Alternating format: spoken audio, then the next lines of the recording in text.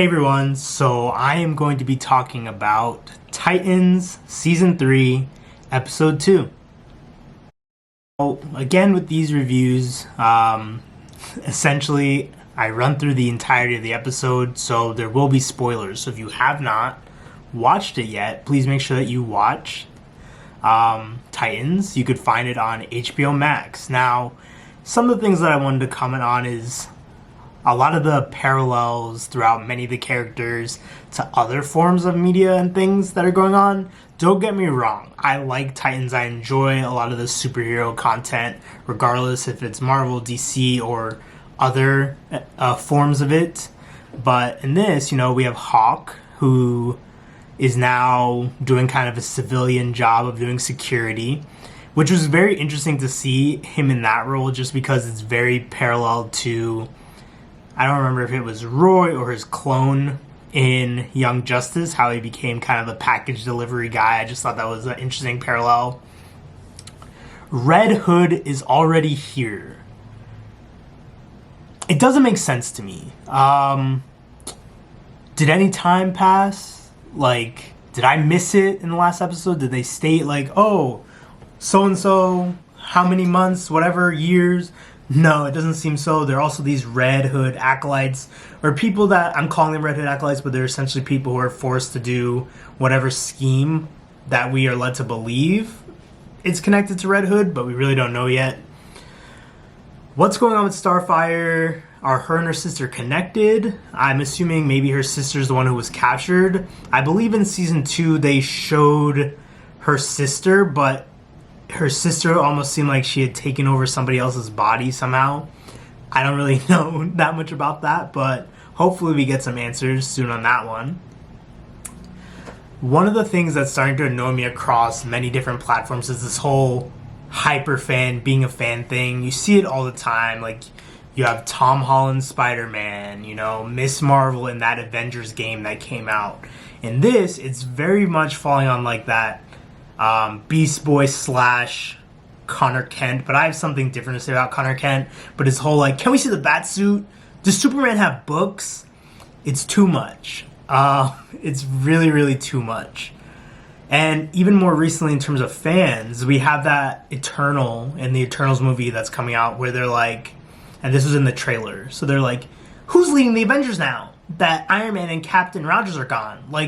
You're an Eternal. Why do you even care about that? But that's a whole different video for another day.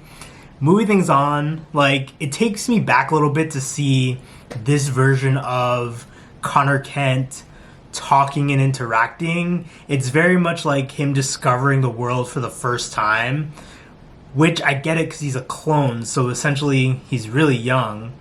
But it's strange just when you have Young Justice going on, where that version is relatively beyond that stage, being able to interact at varying capacities with those around him. In this, he seems very childlike, how he's eating sandwiches in a book and stuff.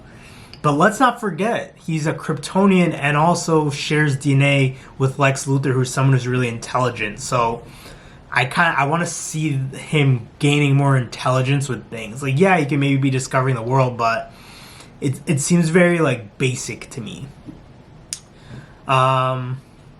The people in the bank who were not their parents or who were the parents, I'm trying to understand, what does Red Hood get out of this, if it even is Red Hood. These people might be just donning the Red Hood, or maybe it's distractions, or maybe it's a part of the trap thing, but it just seems so elaborate for what we've seen of Jason Todd. It doesn't really make sense to me. I don't understand it. And can we talk about Barbara again? She hits Dick with the line of, didn't happen with Batman. He's not Batman, and you had this whole thing against Bruce last episode. Now you're wishing you had Batman. What is it? Which is it? Batman made your job easier, but you don't like Bruce. It's just kind of strange to me. Last episode, or last season really, we saw Jason and Dick sparring one day, and Jason didn't stand a chance sparring against Dick. He put him on his back quickly. How is Red Hood able to keep up with Nightwing? It just doesn't make sense to me at all. I need some clarity on how much time has passed, but overall, I think this was a good episode. It's starting to pick up the pace, and hopefully going into episode 3, we'll get some more information. I'm just really looking forward to seeing more of Red Hood's motivations and why they're doing things the way that they're doing them. Where's the whole drug thing that he took in episode 1 come into play? Watching the trailer again, it talked about how he's not afraid now, so because they brought in like Crane, Scarecrow, maybe it has something to do with like Scarecrow, but he's like found a way to re-engineer the formula to then make it so that he's not afraid, like he has no fear. That could be interesting, but we'll find out in the next one. Please leave a comment, like this video, and subscribe, and I'll see you soon. Peace. Oh yeah, I had one more quick thing to say. So, as you probably saw, the video thumbnail for this has Batwing from CW, and it has this version of Red Hood. And what I don't get is when Batwing came out, everyone was trashing the way that it looked, but you're praising Red Hood. They both have orbs. Like, Red Hood's has a dang rounder helmet than Batwing. How can you like Red Hood's, but you have a problem with Batwings? It doesn't make sense to me.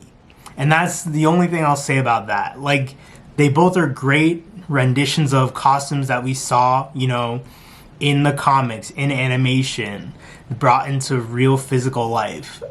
To me, you can't like the other and not like the other one. It doesn't make sense. I know lots of people like to cosplay as Red Hood, but Batwings looks just as cool. Just saying.